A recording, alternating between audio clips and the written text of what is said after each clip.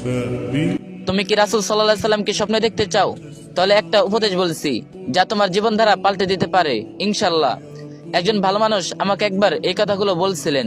আমি তাকে জীবনের মাত্র একবার দেখেছিলাম, কিন্তু তার এই কথাগুলো আমার জীবনকে অনেক বড় প্রভাব ফেলেছিল। আমি একদিন বিদেশে এক মসজিদে নামাজ পড়তে গিয়েছিলাম। মসজিদটি প্রায় খালি ছিল, শুধু আমি আর এক তাজিকিস্তানের লোক ছিলাম। লোকটির চেহারা ছিল সাধারণ, কিন্তু তার মুখে এক ধরনের অদ্ভুত নূর, আলোকোজ্জ্বলতা ছিল। আমি ইমাম হয়ে নামাজ পড়ালাম। নামাজ শেষে লোকটি বাঙ্গারবিতে বললেন, তোমাকে একটা উপদেশ দেব, এটি পালন করো। আমি বললাম, বলুন। তিনি বললেন, তুমি প্রতিদিন 1000 বার নবীজের প্রতি দরুদ পাঠ করো। এটি 5 ওয়াক্ত নামাজে ভাগ করে নিতে পারো।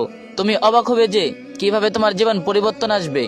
তিনি আরো বললেন, দেখো, তখন আর কোনো চিন্তা তোমাকে দমন করতে পারবে না, কোনো ঋণ তোমাকে কষ্ট দেবে না, আর প্রতি কষ্ট থেকে তুমি মুক্তি পাবে। নবীজি সাল্লাল্লাহু আলাইহি সাল্লাম তোমাকে কিয়ামতের দিনে চিনে ফেলবেন, কারণ তোমার দরুদ তার কাছে পৌঁছে যাবে। চলে যাওয়ার আগে তিনি হেসে বললেন, তুমি তাকে স্বপ্নে দেখবে, কখনো তোমাকে সান্ত্বনা দিতে, আবার কখনো সতর্ক করতে। আমি সত্যি সেই উপদেশ মানতে শুরু করলাম।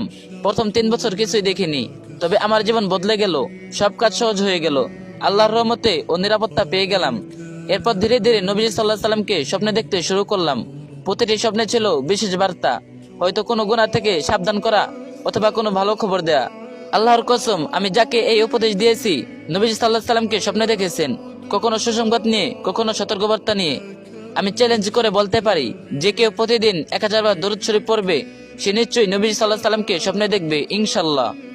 এই ভিডিওটি অন্য একজনের সাথে শেয়ার করুন, আর যে যত পারেন কপি লিংক করে দিন।